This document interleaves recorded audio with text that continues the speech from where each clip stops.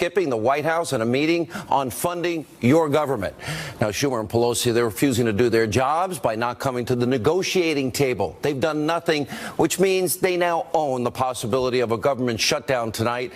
Also, North Korea, madman dictator Kim Jong-un continues to endanger the entire world, now with brand new ICBM capability. Are we now on the brink of a serious conflict? President Trump is responding. He's saying the United States will now take care of the situation.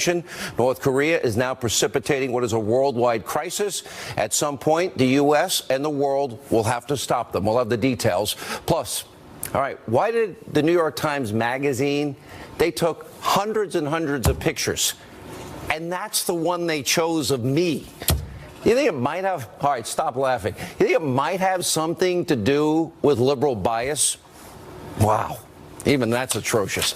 All right, but first, tonight's breaking news opening monologue. Lazy, ineffective, do-nothing Democrats Chuck Schumer and Nancy Pelosi are refusing to even sit down with President Trump and congressional Republicans to negotiate a budget so we can avoid a government shutdown. Now, before heading to Capitol Hill earlier today to meet with Republicans about the tax bill, President Trump tweeted, quote, meeting with Chuck and Nancy today about keeping the government open and working. The problem is they want illegal immigrants flooding into our country unchecked. They're weak on crime and want to substantially raise taxes. I don't see a deal. Then in typical liberal, predictable, crybaby fashion, well, Chuck Schumer, Nancy Pelosi, they threw a temper tantrum. It rivals a 3-year-old. Crocodile tears. Chucky Schumer attacked President Trump during the press conference he held today. Watch this. Mr. President, it's time to stop tweeting and start leading. As long as he remains a destructive force, it would be a waste of everyone's time to continue working with someone who clearly has no interest in coming to an agreement. The president doesn't indicate he's serious. We're not going to sit down just for a photo op. This is serious stuff. Serious stuff, a waste of time to meet with the president to negotiate a stoppage of a government shutdown? Well, then the president, he responded by talking to the press corps in front of 2 empty chairs where Schumer and Pelosi were supposed to be sitting. Look at this. Chuck Schumer and Nancy Pelosi did not show up for our meeting today. I'm not really that surprised. We have a lot of differences. They're weak on crime. They're weak on illegal immigration. Before this meeting and before this missile launch, they've been weak on military in terms of spending. Very hard to get for military. They want it for a lot of other things, but the military is always secondary to them. And the other thing, they want tax increases, and we want major tax decreases. So they decided not to show up. They've been all talk, and they've been no action. And now it's even worse. Now it's not even talk. Can you think of one thing Nancy Pelosi, Chuck Schumer have done to help since Donald Trump was elected?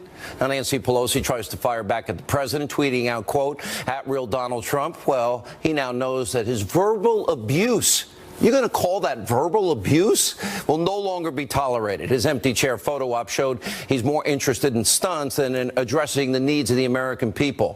Poor Ryan and McConnell relegated to props. Sad. So Nancy Pelosi is actually saying tonight that President Trump, what he did as a political stunt. What about the fact that she and Schumer, what they pulled today, they wouldn't show up to have a meeting to fund your government? That is the ultimate political stunt. The president's responding by tweeting back after North Korea and their missile launch. It's more important than ever to fund our government and military. Democrats shouldn't hold troop funding hostage for amnesty and illegal immigration. I ran on stopping illegal immigration and won big. They can't threaten a government shutdown to get their demands. Now, what's even more hypocritical is Pelosi and Schumer want everyone to feel sorry for them because President Trump hurt their widow feelings. Now, Pelosi and Schumer forgot all about all the horrible things. We'll remind them tonight that their fellow Democrats and the media have been saying about Donald Trump for 10 months and longer. You may remember this. His motives and his actions are contemptible, and I will fight every day until he is impeached. Impeach 45. I rise today, Mr. Speaker, to call for the impeachment of the President of the United States of America. The president's decision to end DACA was heartless and it was brainless. We all agree that President Trump's decision to end DACA is a despicable act of political cowardice. Are we getting closer and closer to the possibility of yet another impeachment process? After watching the Clinton impeachment, I thought I'd never see another one. But I think we're in impeachment territory now for the first time. President Trump did a tweet last night and a tweet this morning. Not presidential. The president's fitness for office is something that is being called into question. I'm very worried about his fitness. Yeah, really? All those are just examples. They're just the tip of the iceberg when it comes to Democrats trashing the president. They do it every day. They've called him every name in the book and then some. And Democrats and their irrational hatred for the president is unlike anything we've ever seen in modern political history. And that's not including the liberal mainstream media that has been trying to destroy President Trump since he launched his campaign. So Chuck Schumer, Nancy Pelosi, they can try and play the victim all they want and act like petulant little children all they want in this case, but in reality, they're just feigning moral outrage like they always do. Now, when it comes to negotiating a budget, if Democrats, you want to play games, if you're refusing to even come to the bargaining table, then guess what? You'll own the government shutdown. And from what the president said today, it sounds like he is not going to be backing down to accommodate your ridiculous demands, and he shouldn't back down. Chuck Schumer, Nancy Pelosi, they're going to try and pressure Republicans to go along with every liberal agenda item from DACA on down. The American people don't want it. They want to blackmail President Trump and the Republicans into literally breaking their campaign promises. That would be stupid. Now, Democrats are also going to try and deploy their government shutdown scare tactics like they always do. The GOP, for once, you shouldn't budge an inch. Let them own it. The government, by the way, never really ends up shutting down, despite the threat, the lies Democrats have been telling over the years. Guess what? If they do have a, quote, government shutdown, Social Security checks, they still go out. The post office still delivers mail. Food stamps, well, that's not impacted. The executive branch, they still operate. The judiciary branch, they function. Congress, they pretty much go on like nothing happened. The only people that are directly impacted are non-essential government employees. And guess what they get? They get a furlough, which means they end up getting a paid vacation because historically, Congress has always retroactively paid their salaries and they got all the free time off. Republicans need to show spine and backbone for once, please, and actually start fighting for the president's agenda and for the forgotten men and women in this country, you know, the people that actually voted you into power. And if Chuck Schumer, Nancy Pelosi, they want to go out and cry, they want to suck their thumb in a corner, then so be it. The GOP needs to stop folding under pressure. Start actually keeping your promises. Start leading. Now, the budget is a great place to start, so get to work. Now, also tonight, the U.S. and the world are facing an escalating threat from Rocket Man himself, Kim Jong-un, after his rogue regime now carried out what the Pentagon believes to be a new ICBM test. This missile flew over 600 miles, was in the air for almost 50 minutes. It flew 2,800 miles into space, which is higher than any previous launch from North Korea before landing in the ocean near Japan. Now, Japan's prime minister has ordered an emergency cabinet meeting and says the missile could have landed in his country's exclusive economic zone. South Korea responding by holding a National Security Council meeting and also conducting a precision strike drill by firing their own missile into the ocean as their show of force. And Hawaii tonight, well, they began testing nuclear attack warning sirens. Now, it's the first time that state has done that in nearly 30 years. President Trump also weighed in on what is now a clear and present danger. That is the growing North Korean threat that took place earlier today. Take a look. A missile was launched a little while ago from North Korea. I will only tell you that we will take care of it. We have General Mattis in the room with us, and we've had a long discussion on it. It is a situation that we will handle. And Secretary of Defense General James Mad Dog Mattis addressed the situation as well. Let's watch. A little over 2.5 hours ago, North Korea launched an intercontinental ballistic missile. It went higher, frankly, than any previous shot they've taken. It's a research and development effort on their part to continue building ballistic missiles that could threaten everywhere in the world, basically. But the bottom line is it's a continued effort to build a threat, a ballistic missile threat that endangers world peace, regional peace, and certainly the United States. Now with North Korea, we're getting to a point I'd hope we'd never reach. Pyongyang's dangerous nuclear ambitions are now progressing at a very rapid pace. And as you just heard Secretary Mattis say, the missile fired today went higher than any other previous test and now can reach any place in the world. That means a North Korean ICBM could be capable of hitting the continental United States, destroying major American cities like New York and Boston, Los Angeles, Chicago.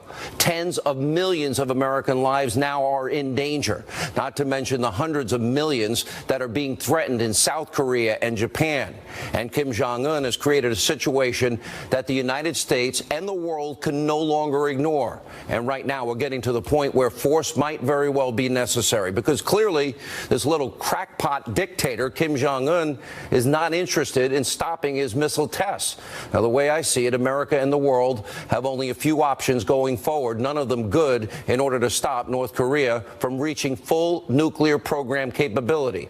We either next have to destroy the next North Korean missile test on the launch pad, shoot it out of the air after it's been fired. And if that doesn't stop North Korea, then we could attack and try and destroy the nuclear sites. But that comes with massive risks and huge uncertainties. What if we're not successful? What we now know is not working. The approach that is taken by Democrats, appeasers like Bill Clinton and Barack Obama. They tried to appease North Korea. It has failed miserably, as appeasement always does. And in 1994, the Clinton administration, remember, they tried to bribe Kim Jong-un's father, Kim Jong-il. They gave North Korea $4 billion in energy aid in exchange for a promise that the rogue regime would freeze and eventually end the nuclear weapons program. A lot of good that did. At that time, Clinton went on national TV bragging about how his bribery worked and was such a good deal for it's a good deal for the American people. Remember this. This is a good deal for the United States. North Korea will freeze and then dismantle its nuclear program. South Korea and our other allies will be better protected. The entire world will be safer as we slow the spread of nuclear weapons. South Korea, with support from Japan and other nations, will bear most of the cost of providing North Korea with fuel to make up for the nuclear energy it is losing. And they will pay for an alternative power system for North Korea that will allow them to produce electricity while making it much harder for them to produce nuclear weapons. The United States and international inspectors will carefully monitor North Korea to make sure it keeps its commitments. Only as it does so will North Korea fully join the community of nations.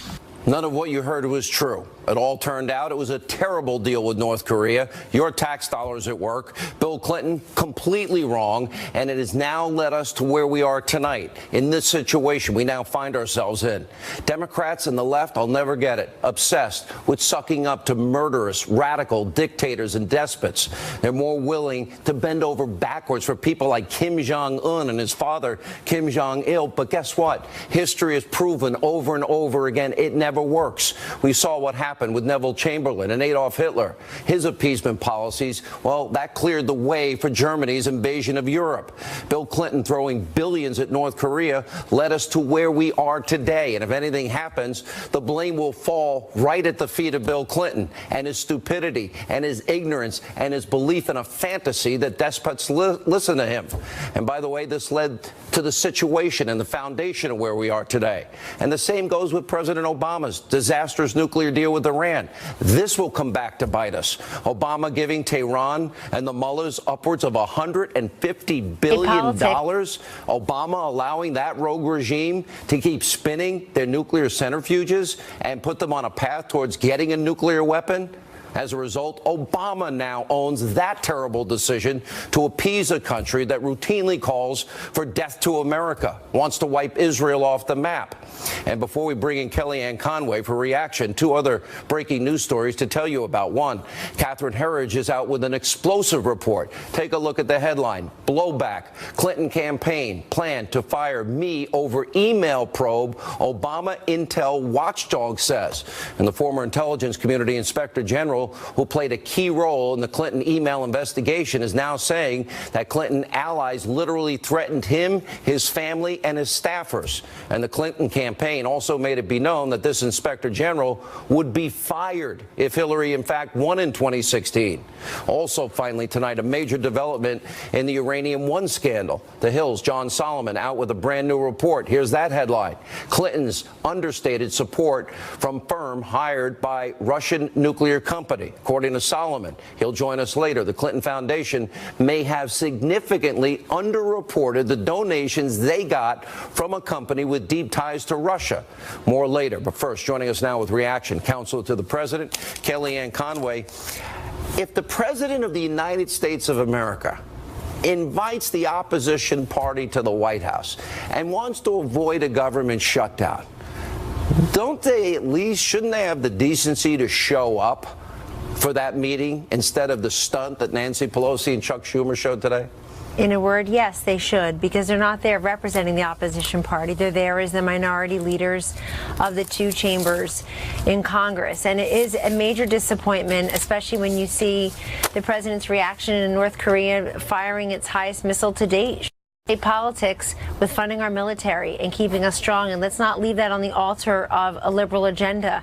I find it really regrettable that Nancy Pelosi took time out of her Sunday schedule to go and call John Conyers an icon, and yet is name-calling our president. And a right to due process. And that's right, but I want to say today was a great example as to why Donald Trump and his party prevailed and why the other party has failed. It's based on ideas and bedrock principles. The president and his party today, through the Senate Finance Committee, they forged ahead and they got this tax bill passed out of committee. It's a great step forward to making sure that our job creators get a lower rate. You know, the president just had a 5-nation Asia trip. And the 5 nations that President Trump visited, guess which one has the highest corporate tax rate among them all? Us, the United States of America. That is completely unacceptable. And it's this president who's trying to work with both parties and both chambers in Congress, Sean, to make sure that this job creators tax rate is lowered, make sure the middle class gets a tax break they deserve, repatriate the $1 trillion worth of wealth, and just simplify the code. Why are we spending billions of dollars and billions of hours every single year trying to comply with the code? So he's making good on promises. I also think he was very respectful of the process today, saying to the senators, listening to their concerns. You have a few of them coming forward and talking about small businesses and what the relief they'll get. The president has listened very patiently to those concerns. Others are talking about the deficit. And so he went to the Senate today to say thank you for working through the process, encouraging them to come forward, bring their concerns to reconciliation, and get this tax cut on his desk. The Democrats have spent all of 2017 talking about the presidential election in 2016 and the presidential election in 2020. Can you name one thing they've done? No, I can't. Name one policy? I can't. And I wish I could tell you it were differently. Their economic plan was $10 trillion more in new spending and $11 trillion in new taxes. That's right. That's why they're the minority party there, Sean. That's why they lost 1,000 seats in state legislatures, in the House, in the Senate, in the governorships, and, of course, the biggest prize of all, the White House. It's based on the policies. Donald Trump and Mike Pence prevailed on policies, and they're trying to make good on those. But the Democratic Party has been reduced to carrying around a stop sign. Their code word is resistance, and that's all they're doing, including today. And the people see that. I travel this country weekly for the White House, and I don't go to curated Republican audiences. I'm out in manufacturing plants. I'm talking to small business owners. I have no idea what these people's politics are. I don't much care. I can tell you what it is. Hate Trump, and Russia, Russia, Russia. That's Yeah, but about all you. but that's and right. That's it. And feigning outrage after they call the president every name in the book. Yes. All right, we're at a But very. people are really supporting this president. They want to see they appreciate the fact that on North Korea, he and the UN and Ambassador Haley have gotten 15-0, 2 consecutive unanimous votes to sanction North Korea. She's hosting another meeting tomorrow about this urgency, and the economic and diplomatic isolation of North Korea will continue if they continue to do this. This is the president showing leadership, but the Democratic Party is talking about presidential elections instead of passing policy, and I'm telling you, the American people see it to a person. Even folks who didn't vote for this president come up and tell us all the time they can't stand the constant negativity, resistance, lies, and the rest of all the blather. They want a government that functions, and he's leading the way. I don't see with North Korea, and again, I would not be privy to whatever new weaponry that our Defense Department and our military have probably designed in recent years, and I assume there are a lot of secrets, and I'm hopeful there are, because on paper, responding to North Korea as they fire missiles over Japan and into Japanese waters, as they threaten Guam and Hawaii, it's going to get to the point where the options are not good. Take it off the pad, take it out of the sky, and we don't know what this madman will do. Then we take out the nuclear sites. You got to worry about nuclear fallout. You got to worry about, do they have a missile site that we don't know about firing into South Korea or Japan or Guam or Hawaii or the continental United States. So I would say, as he now is precipitating us and pushing us to the brink, there's not a lot of good options, and a lot of people will die. Will China play the role they should play? Well, this president certainly has forged an improved relationship with the president of China from the beginning, particularly on the matter of North Korea, trying to work together to contain this. North Korea is everybody's problem, and anybody who doubted that saw that today. This president, in bringing on board and talking to Japan and China and South Korea, and again, our UN, the UN Security Council, voting twice unanimously in an unprecedented fashion to sanction North Korea, shows that the world is responding to Donald Trump's leadership as president and commander-in-chief. Sean, he inherited a big mess with North Korea and in many other places.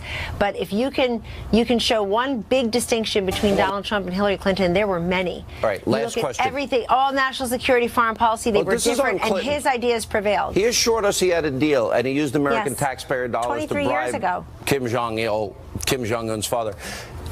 Are you confident after the meeting today, or more confident, that the Senate, that has really been fairly ineffective, that they'll actually get this tax bill across the finish line?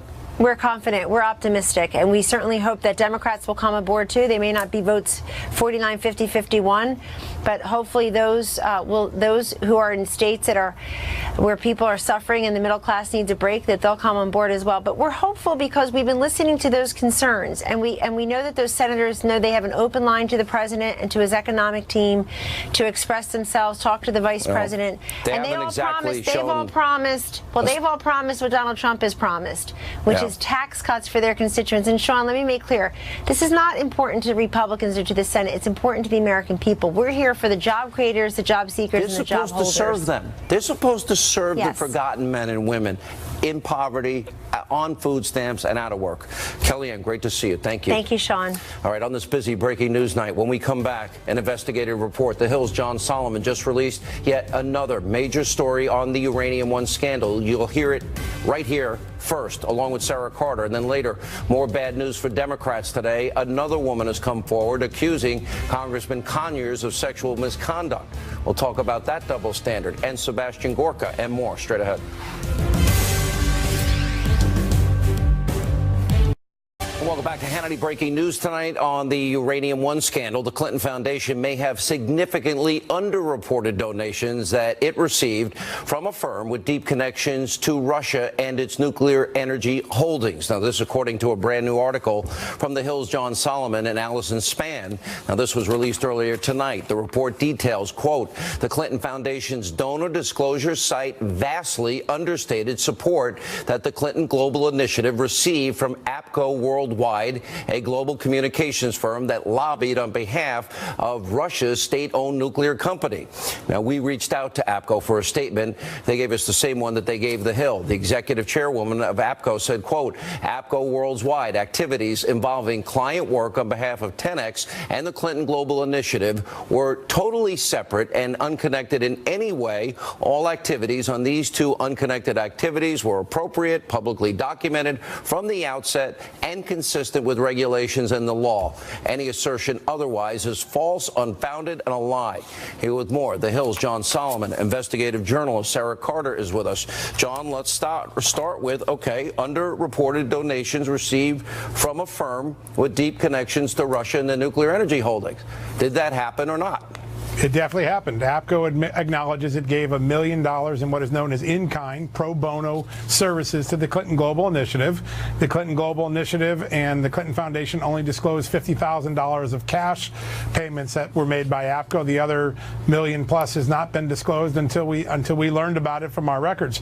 We also know that the FBI undercover informant, according to his lawyer, Victoria Tensing, is prepared to tell Congress that the Russians told him they picked APCO specifically because of the Clinton connections, and that they expected APCO's support for the Clinton Foundation to go up. Specifically. They picked APCO specifically, and that they expected APCO's support for the Clinton Foundation to go up after Russia hired them.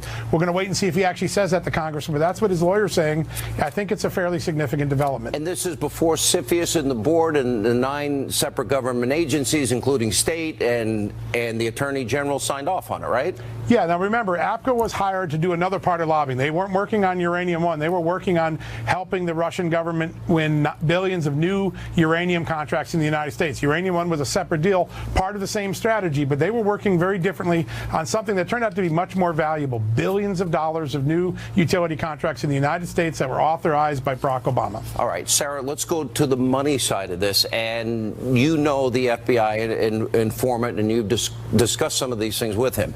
Two things that are important here. One is follow the money. Number two is the timing of the donations.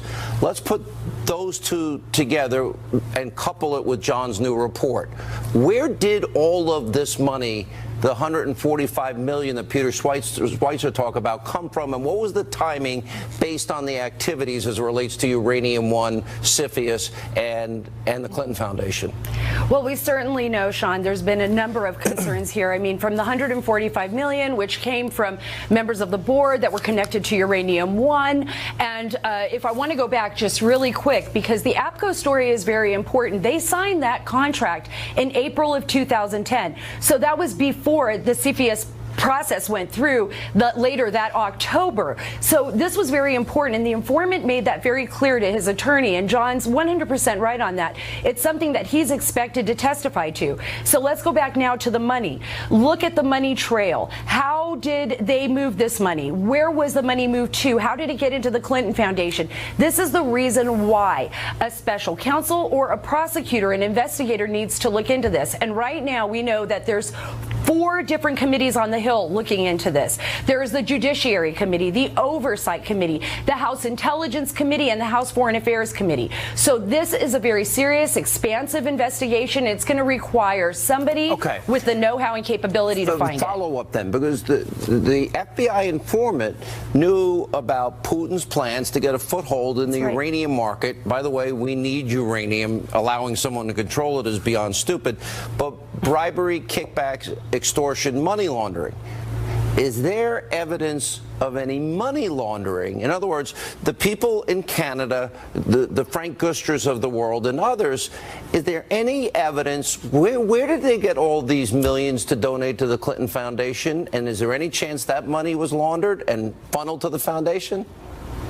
I absolutely think that once an investigation gets started, they may find some of that evidence. Now, I don't want to sit here and say definitively that they will. But it's an open question now. But it is an open question now. And so now we're looking at a couple of issues here. We know that money was laundered through banks in Cyprus, particularly Alpha Bank. There was Latvia. There was the Seychelles.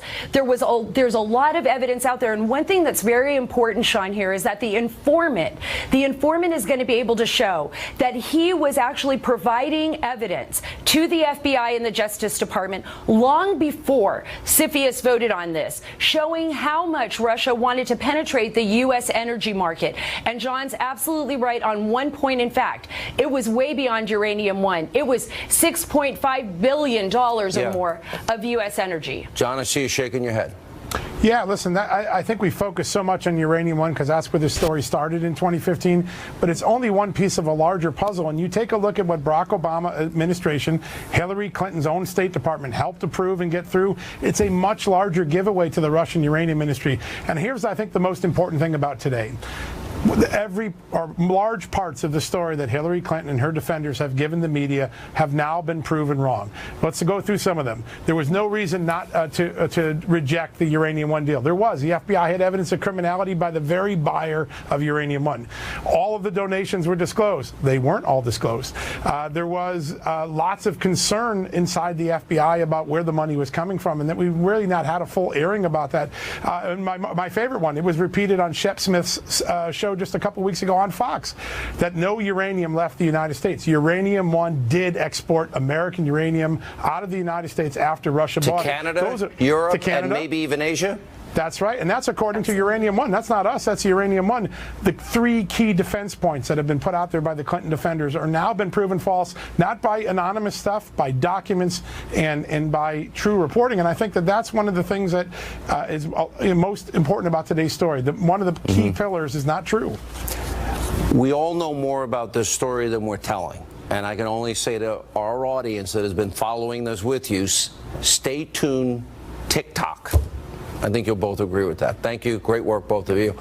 When we come back, Democrats' sexual harassment problems are far from over. We're going to tell you about the latest accusations against Congressman Conyers and the defense by his liberal colleagues. And later, North Korea's ICBM launch earlier today is now a game changer. We have a live update. Ed Henry is in Washington. Sebastian Gorka has reaction. That and much more straight ahead.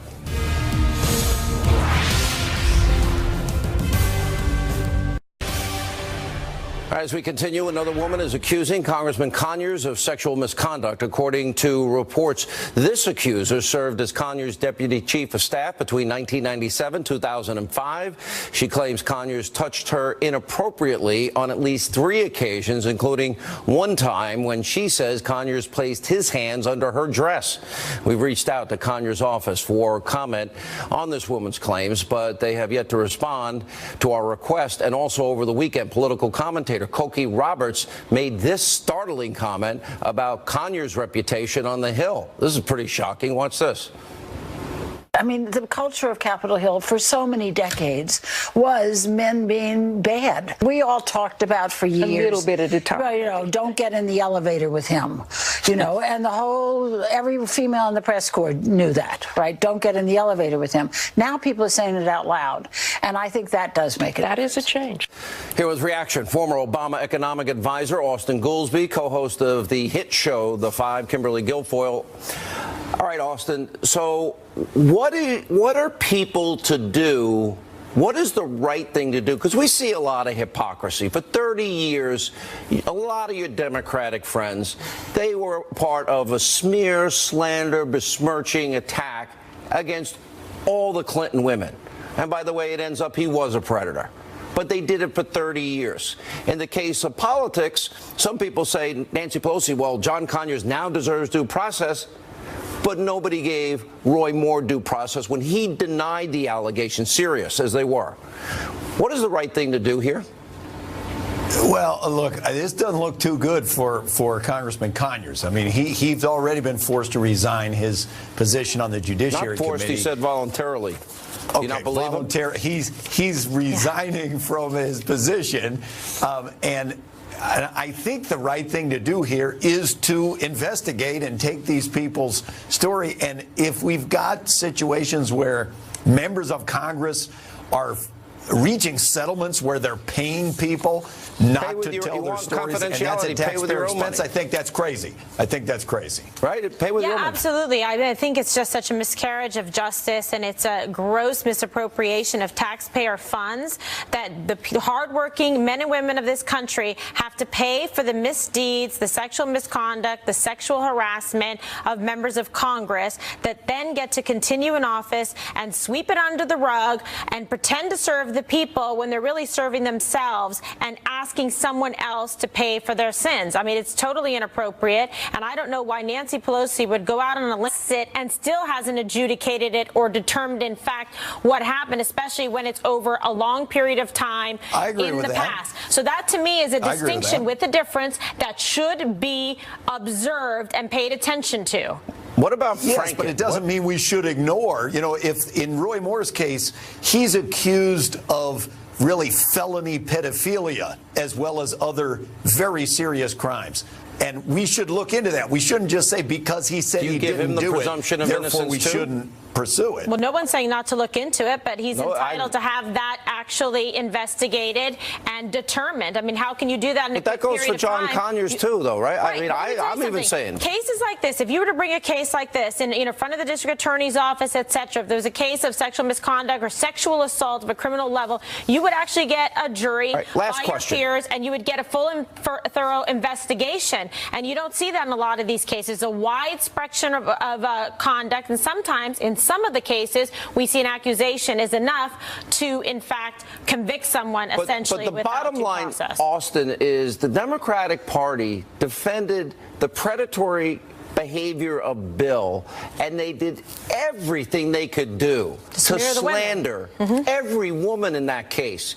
Drag $100 through a trailer park. You don't know what you're going to find. So many examples. Look, I don't think they should be proud if that's what they did. They shouldn't be proud of it. And when Republicans defended Clarence Thomas, they shouldn't be proud of that either.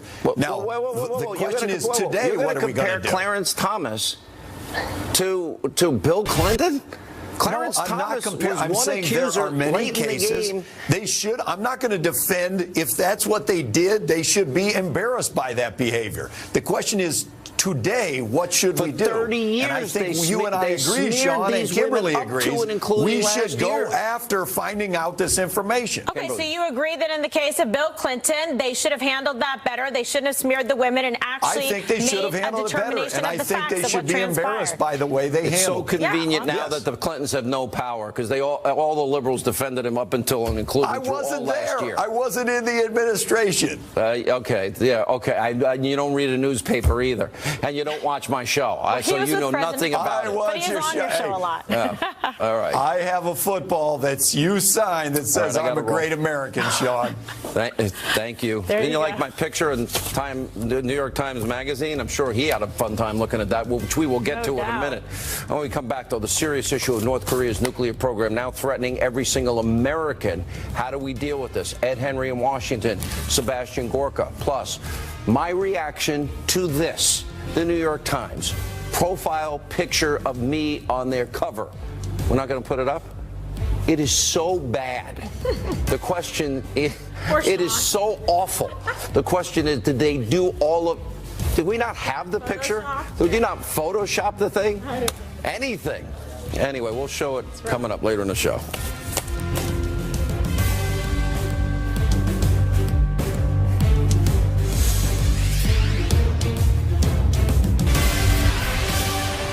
As you probably have heard, and some of you have reported, a missile was launched a little while ago from North Korea. I will only tell you that we will take care of it. We have General Mattis in the room with us, and we've had a long discussion on it. It is a situation that we will handle. But the bottom line is it's a continued effort to build a ballistic missile threat that endangers world peace, regional peace, and certainly the United States. Thank you, General, and we will take care of that situation. That was the president. Secretary of Defense James Mattis responding to North Korea's launch of yet another ballistic missile earlier today. Here with the very latest in Washington, Ed Henry. 50 minutes, well, Sean, 600 tonight, miles President up. Trump has now spoken to the Prime Minister of Japan and the President of South Korea to stay on top of this, because as you noted, missile experts say this is how big it is. This shows North Korea can now launch a missile that puts every single American city in its range. That's because while North Korea had previously fired 2 intercontinental ballistic missiles, this one went higher than the others. Shot off the west coast of North Korea, flew 2,800 miles into space for a total of 50 minutes. That's 10 times higher than the orbit of NASA's space station before falling just 280 miles off the shores of Japan. That led Vice President Mike Pence just a few moments ago in a speech to warn Pyongyang not to test this American president and this American military. The Kim regime in North Korea would do well not to test the resolve of this president or the capabilities of the armed forces of the United States of America. As President Trump said today, we will take care of the situation. All options are on the table, and we will continue to marshal the full resources of the United States to bring economic and diplomatic pressure to bear until North Korea abandons its nuclear and ballistic missile programs once and for all. And just a few moments ago, the president issued a warning to Democratic leaders in Congress that he does not want a government shutdown, tweeting that it is more important than ever that the military be fully funded. Sean? All right, Ed Henry live in Washington tonight. Thank you. Joining us now with a reaction, Fox News national security strategist, former deputy assistant to the president, Sebastian Gorka. We've discussed in detail, not a lot of good options here. It's going to be take it off the pad next time, take it out of the sky as it's launched, and then potentially all hell breaks loose and we'd have to take out all their sites, correct? But great danger, great peril. There is great peril, but in fact it's North Korea that has escalated the peril. And at some point the president will have to take action. Secretary Mattis has been very clear today. This is a direct threat to the United States, and we cannot wait until the next missile lands on U.S. soil, whether it's Guam or whether it's the continental U.S. There's 3 very special issues here, Sean. At some point, the credibility of the United States is put in question. The president has shown leadership, whether it's in Syria with the cruise missile strikes, whether it's the 21,000-pound bomb in Afghanistan. We need to maintain that credibility to assure our allies and our friends like Japan. Secondly, there's the issue of other regimes cannot be encouraged to behave the way North Korea is. This is a very, very bad example to set for others. And lastly, Sean, there has to be a cost for threatening the United States of America. I'm not an interventionist. I know you're not an interventionist, and I know, because I worked for him, the president is not an interventionist. But if you threaten us, if you're a tin pot bully like the regime in North Korea and little Kim, then sooner or later you will pay for your threats. That's where we have reached today, Sean. But I would expect this is not going to be a protracted conflict. This will be massive and overwhelming, a use of force. But there's risks, nuclear fallout. If we hit their nuclear facilities, what is Kim Jong-un's reaction? Does he fire at Japan? Does he fire at Guam or Hawaii or South Korea, obviously, in Seoul? Look, the United States of America is the most powerful nation on God's earth. It's the most powerful nation we have ever seen in American history. By comparison, North Korea may be a nuclear state, but it is Lilliputian. The president has said it. Secretary Mattis has said it. We will destroy you. And we're not talking about the North Korean people. We're talking about the regime. So we can do amazing things if we are pushed to do so. We don't want to. The president told me one day in the Oval Office, just the 2 of us, I do not want to go to war in Korea. But sooner or later, you make threats that are explicit and you must be dealt with. But it will not be nice. It will be the last resort. Agreed. And not a favorable, but it will happen, and they will invite it at this point. Well said. Dr. Gorka, thank you. When we come back, I will address the oh-so-predictable photos. New York Times, Sunday Magazine, using me in a profile. Straight ahead. Before we go tonight, I want to address a profile of little old me in the New York Times Sunday magazine. It was released earlier today. Now, for years, I've called out the New York Times, fake news, other liberal media outlets for portraying conservatives in a bad light, angry and disgruntled. Well, some have said the picture's worth 1,000 words, so naturally, here's what the New York Times magazine chose as a profile cover of me. How far will Sean Hannity go? Now, it doesn't end there. Look at that. I mean, could you pick a worse picture? At the very top of the article's online version, here are 3 of the images. They all suck. They took hundreds and hundreds of pictures. This is the best they could take? Not exactly flattering, but I'm not the only one who thinks these photos were looking a little unfair. Take a headline look at Mediaite, which is a website. New York Times angry Hannity photo select confirms host belief of liberal bias. All right. Now, by the way, there was one good picture. Let me see if you can pan in on that. There's one good picture. They put in a baby picture of me. You can see right there. That's me. I was kind of a cute kid, right? There it is. See, little baby Sean. Anyway, now, this is not my first rodeo. It didn't surprise me. Let me take you back 26 years ago when I was 1991. I was a radio host for WVNN in Alabama, interviewed by the Huntsville Times. I let the photographer, I was so stupid, they photographed me for 3 solid hours. And this is what they came up with. Look, watch, take a look at that. That was 26 years ago when they published. They picked the worst picture imaginable. My mouth wide open, my face contorted. So from that point on, whenever I have a photographer come in studio to take photos, I say, I'll give you 5 minutes, and then I go, here's the photo you want. Because the media always wants to back up this phony caricature of conservatives. You know, we actually care about the forgotten men and women, people in poverty, on food stamps, out of the labor force. So they push their narrative through photography. And you know what? A picture's worth 1,000 words. Anyway, I did like the baby picture. I haven't seen that in years. Sean Spicer's with us tomorrow. Let not your heart be troubled. We'll always be fair and balanced. We're not the Destroy Trump media. Thank you for being with us. Laura Ingraham, did you like the baby picture? How'd you like I the love cover? the baby. I should have just put that on the cover, but I mean, what did you think they were going to do when you gave them all that time? This happened to me in 1995 when I was on the cover of the New York Times Magazine. They're always going to make the conservative look a little I got to dig that scary. one up. I want that on the show. Get that and dig that up and show that tonight. No, yeah, well, we'll get right to that. The leopard skin miniskirt, I borrowed that, by the way. It wasn't mine. That's the real story of that picture. That's a real baby picture. That's really me. All right, Laura Ingraham, take it away. All right, Sean, take care. Sean, thanks.